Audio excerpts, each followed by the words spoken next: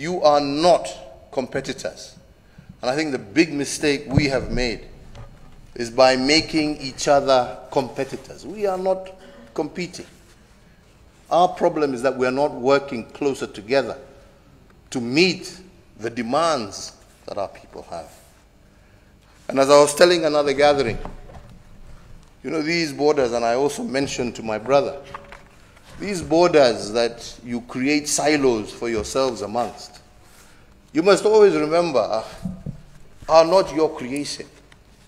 These were creations of people outside of this continent who made these borders not to develop you, but to extract from you. Now that you want to develop yourself, we must start looking at these borders, and we must start removing the barriers that we have put, that have defined us in the past, and now hinder us from being the giant that we should be.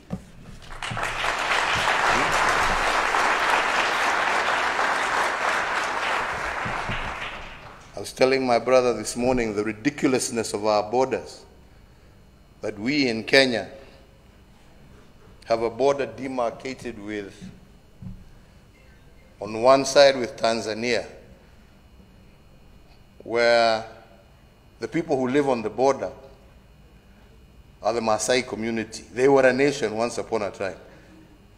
Now today, they are Kenyans, they are Tanzanians, and yet they are relatives, but they live on two sides of a border. This is not proper.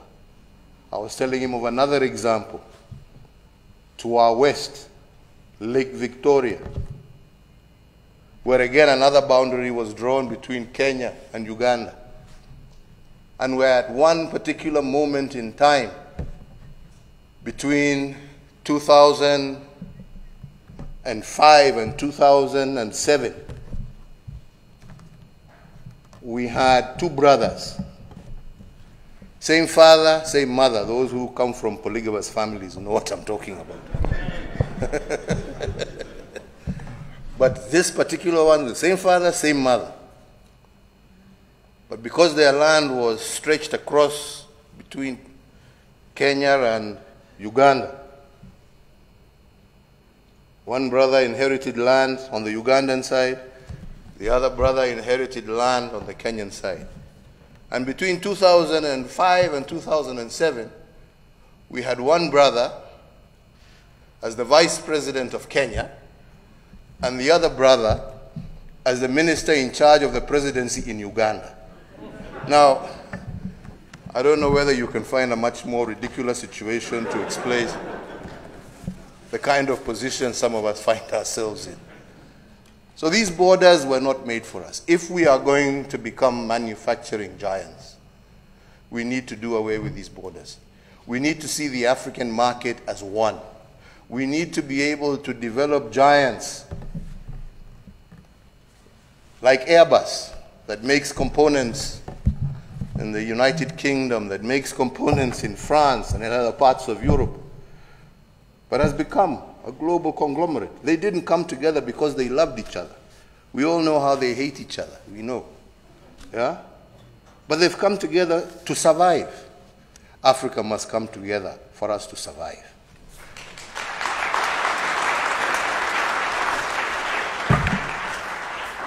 Survive and indeed prosper. I wish you all the very best. I am very excited that my brother has pushed this agenda of Kenya Airways and South African Airlines, and I am very hopeful that in the very near future, I shall be one of the first customers on a Pan-African flight that is owned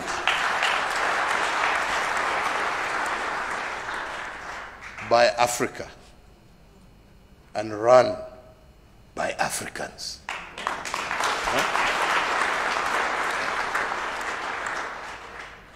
There's a story that says it's better to own a small piece of a big thing than a big piece of nothing.